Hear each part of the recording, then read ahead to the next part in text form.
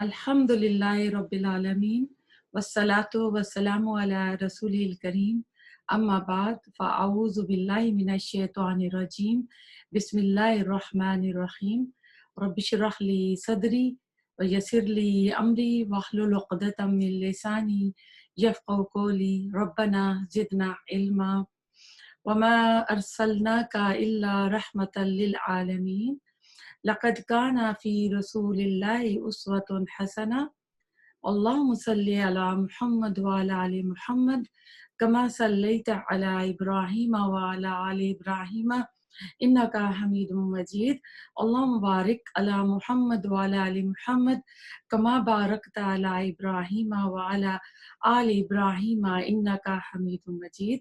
अस्सलामु अलैकुम व रहमतुल्लाहि व बरकातुहू। अल्लाह सुब्हाना ताला की तौफीक और उसके फजल और करम से आज हम सीरत और रसूल सल्लल्लाहु अलैहि वसल्लम की पहली क्लास शुरू कर रहे हैं। इस दुआ के साथ हम शुरू करते हैं कि आज हमारी ये पहली क्लास है, तो हम इसकी आखिरी क्लास तक अल्लाह ताला की मदद और अल्लाह ताला के फजल से इस क्लास को हम एहसन तरीके से करें और छोटी सी इस कोशिश को अल्लाह ताला कबूल भी फरमाए। हम जिंदगी में काम तो बहुत सारे करते हैं, लेकिन हमको मालूम नहीं होता कि वो काम अल्लाह के यहाँ कबूलियत का शर्फ पा रहे हैं या नहीं। तो अल्लाह ताला हमारे हर काम को अब छोटा कर रहे हैं, बड़ा कर रहे हैं, तो अल्लाह ताला उसको कबूल फरमाए। असल में जो हमारी इस्लामी तारीख़ है वो रसूलुल्लाह सल्लल्लाहु अलैहि वसल्लम की सीरा के साथ ही शुरू हो जाती है। इस्लाम से पहले अगर देखा जाए तो जो तारीख़ थी उसमें किस्से, कहानियाँ और अफ़साने और जो तारीख़ी वाक़ात होते थे उनके अंदर कोई फ़र्क नहीं होता था। इस्लाम के बाद जो इस्लामी तारीख़ लिखने वाले हैं उन्होंने ये मैं पहले आपको इसकी ये मिसाल दे दूँ कि ये किस्से कहानियाँ जो होते थे, इसकी मिसाल जो है आप देख लें तो यूनानी अफ़साने, मिस्र की कहानियाँ, चीन के अफ़साने और इंडिया, हिंदुस्तान की देवमाला कहानियाँ वग़ैरह इसकी जो है मिसालें जो तारीख़ के साथ वाबस्ता हैं पिछली। और हमारे जो इस्लामी मौरिख़ हैं, तारीख़ लिखने वाले, उन्होंने अच्छी तरह जांच-पड़ताल करके इन चीज़ों को इस तरह अलग किया जिस तरह कोई गोश्त को काट कर अलग करता है। और जो हमारे तारीख़ के तारीख़ नवीस हैं, जो हिस्टोरियन हैं, उन्होंने इस मैदान में बहुत ही मुस्तहकम और अज़ीमुश्शान मियार कायम किया है। और अगर देखा जाए तो इस ज़िंदगी की सच्ची कहानी और हकीकी तर्जुमानी का नाम ही तारीख़-ए-इस्लाम है। अरब में 3 तरह की अक़वाम आबाद थीं। नंबर 1 अरब बाइदा, ये वो कदीम अरब थे जैसे आद, समूद और कौमे अमालका वग़ैरह, इनका कुरान में तज़किरा हुआ है। नंबर 2 अरब आरबा थे, ये अरब कबाइल थे, इनका जद अमजद जो है ये कहतान का नाम हिस्ट्री में आता है। नंबर 3 अरब मुस्तआरबा थे।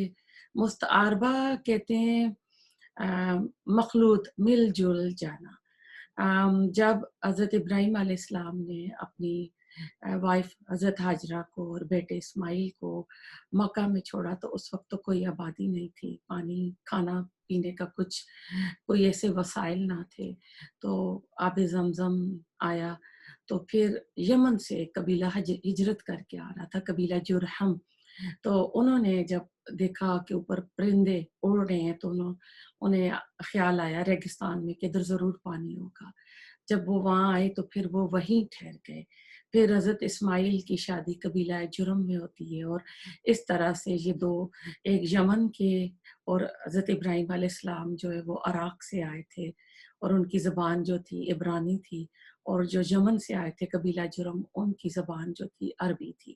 تو اس طرح یہ دو جو قبائل ہیں ان کے آپس میں اسماعیل علیہ السلام کی شادی ہوتی ہے، اور پھر یہ ان کی نسل جو ہے آگے بڑھتی ہے، تو یہ ان کو عرب مستعربہ کہا جاتا ہے۔ رسول اللہ صلی اللہ علیہ وسلم کی پیدائش سے پہلے دو قسم کی بادشاہت تھیں۔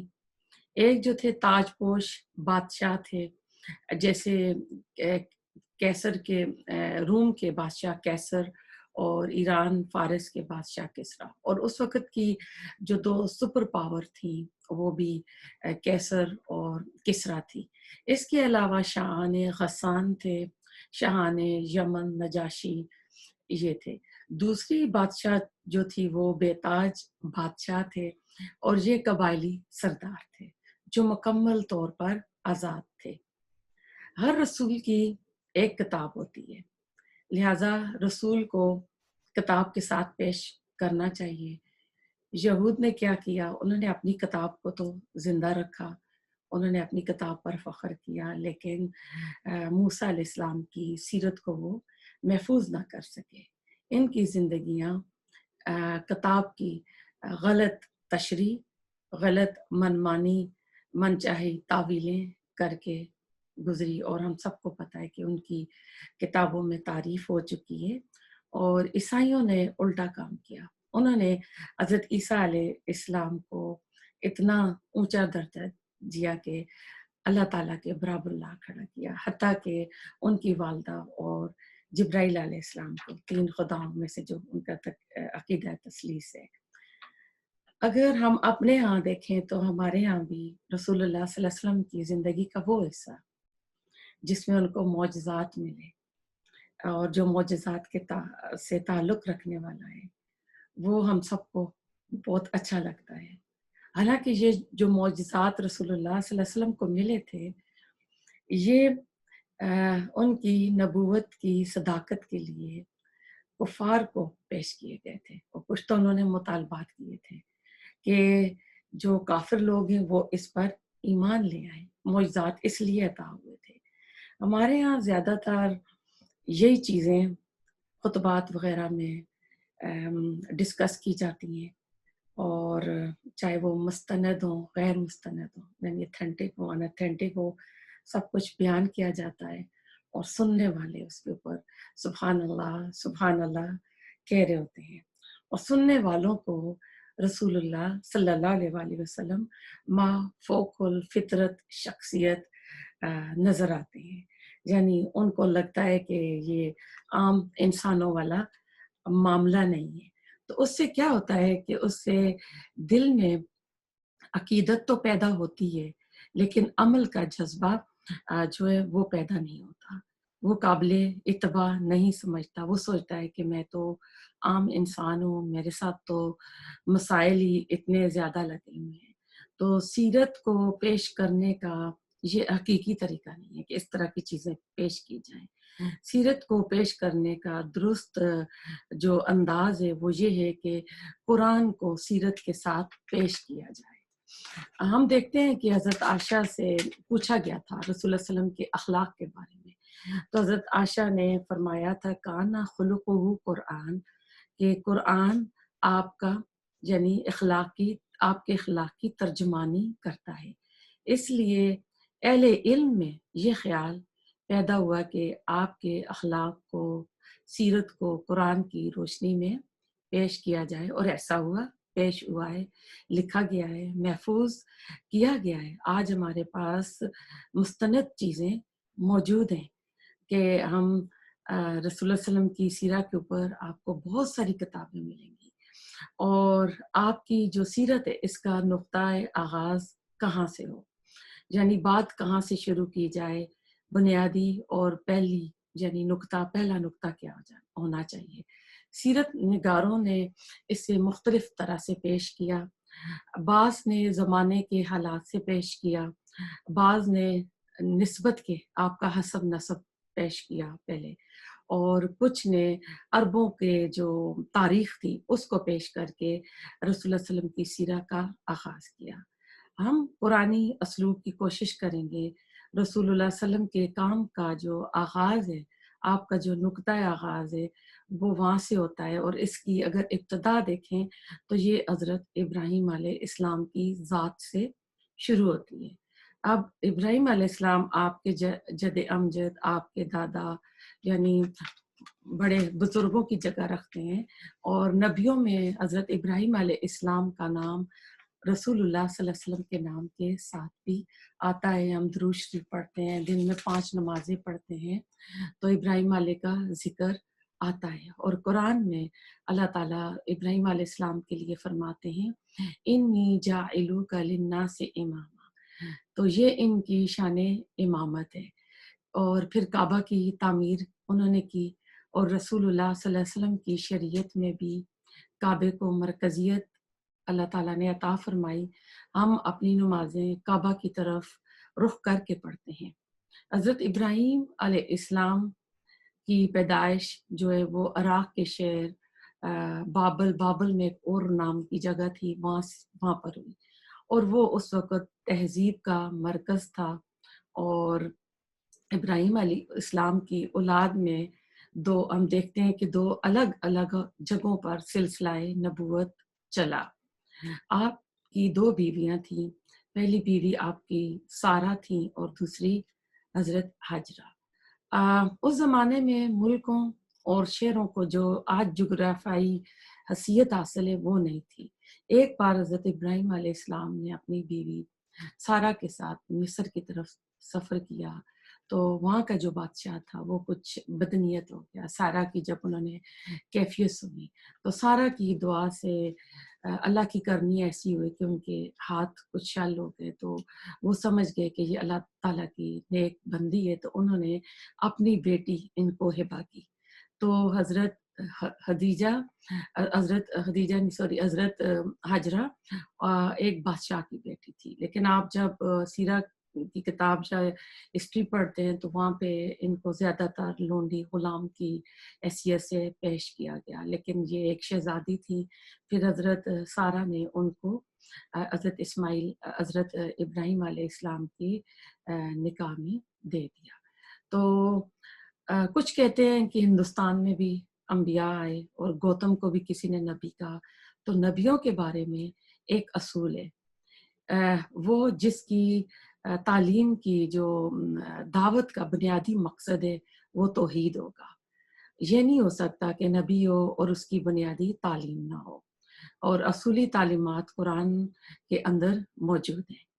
اب ابراہیم علیہ السلام جو تھے انہوں نے اپنی ایک بیوی کو سارہ کو فلسطین میں چھوڑا اللہ تعالیٰ کے حکم سے، اور دوسری بیوی حاجرہ اور ان کے بیٹے حضرت اسماعیل علیہ السلام کو آپ لے کر حجاز آ گئے، اور آپ نے ان کو مکہ میں چھوڑا۔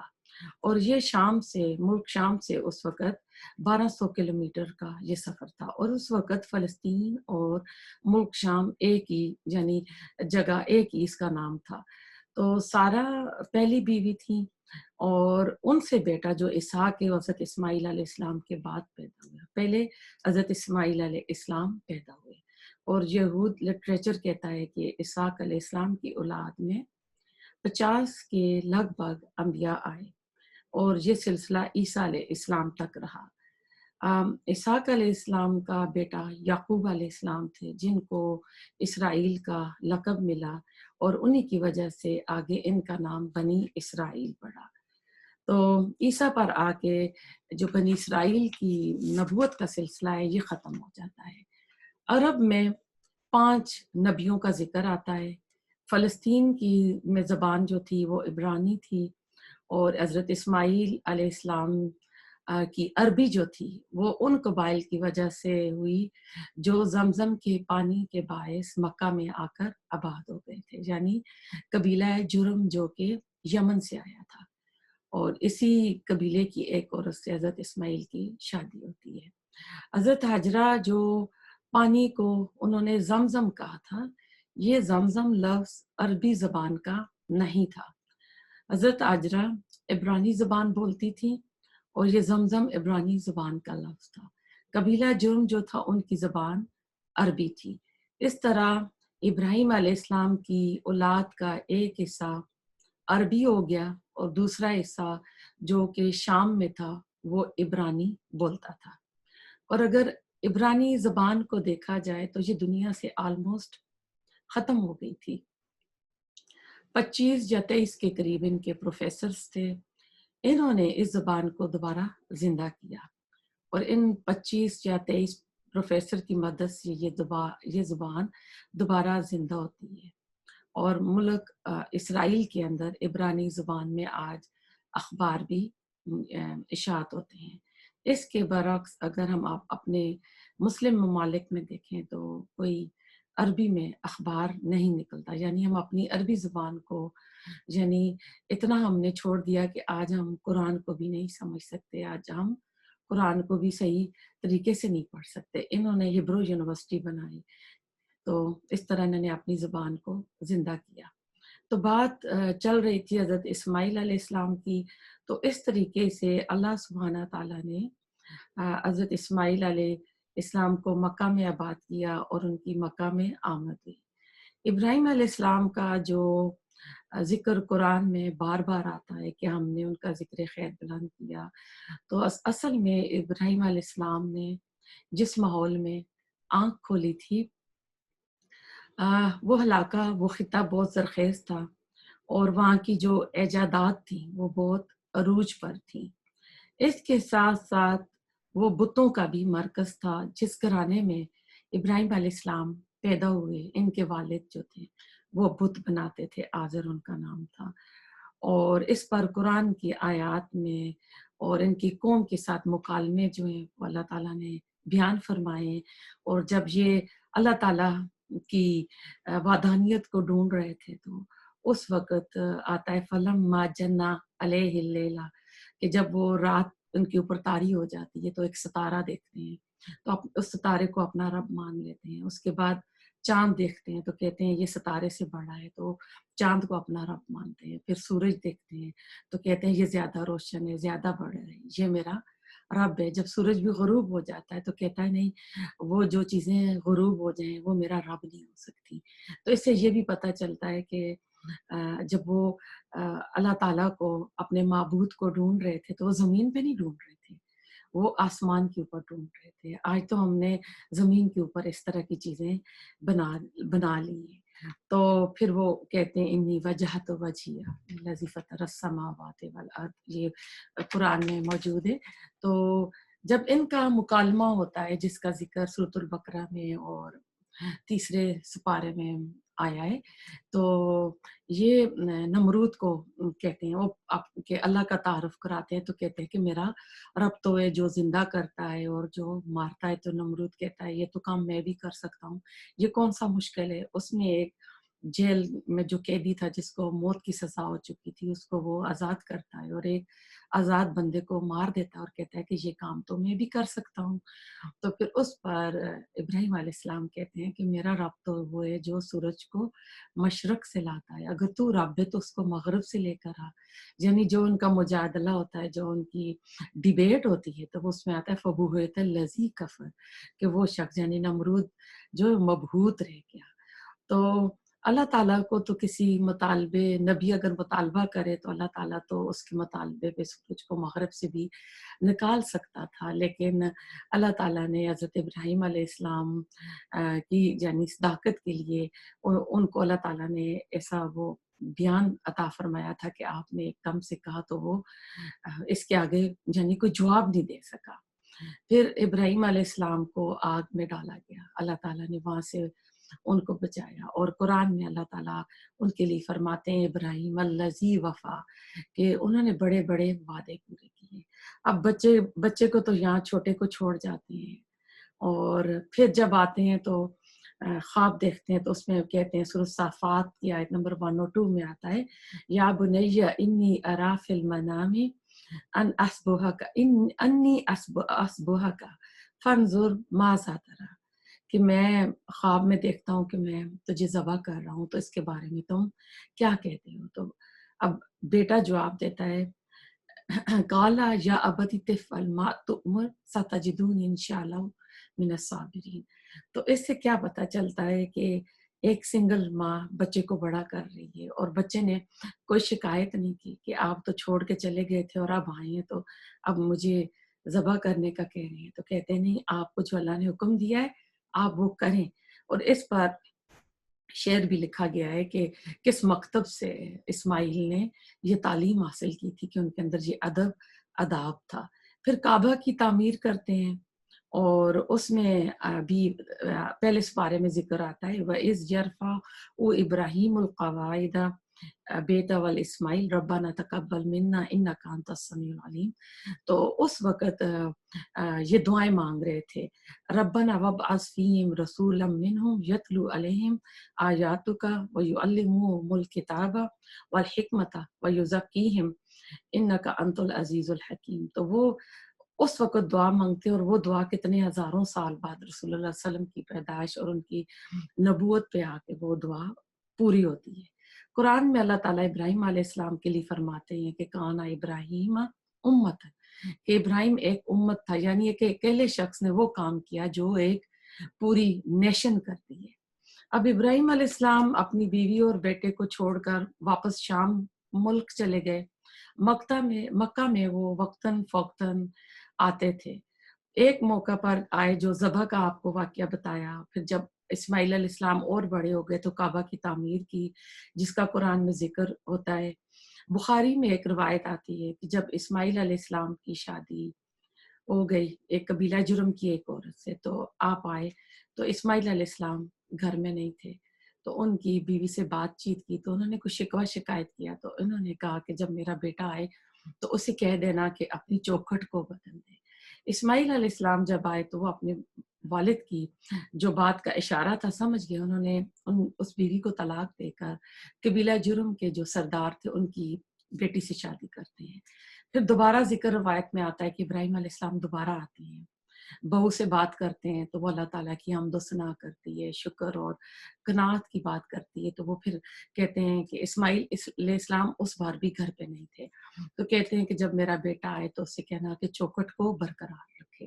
تو اسماعیل علیہ السلام سمجھ گئے. اس طرح اسماعیل علیہ السلام کے 12 بیٹے ہوتے ہیں اور 12 بیٹوں میں سے 10 بیٹے جو ہیں گمنام ہیں، ان کے بارے میں یعنی ہسٹری میں کچھ معلوم نہیں ہے.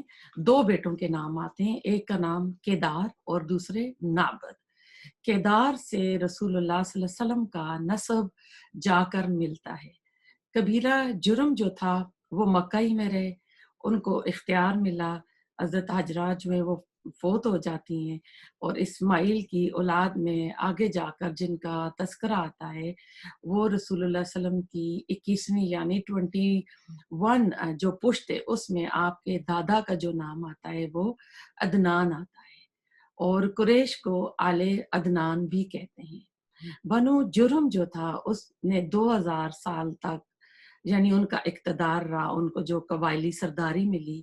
پھر ان کے اندر خرابیاں شروع پیدا ہو گئی، جس طرح ہمارے یہاں کرپشن آ جاتی ہیں.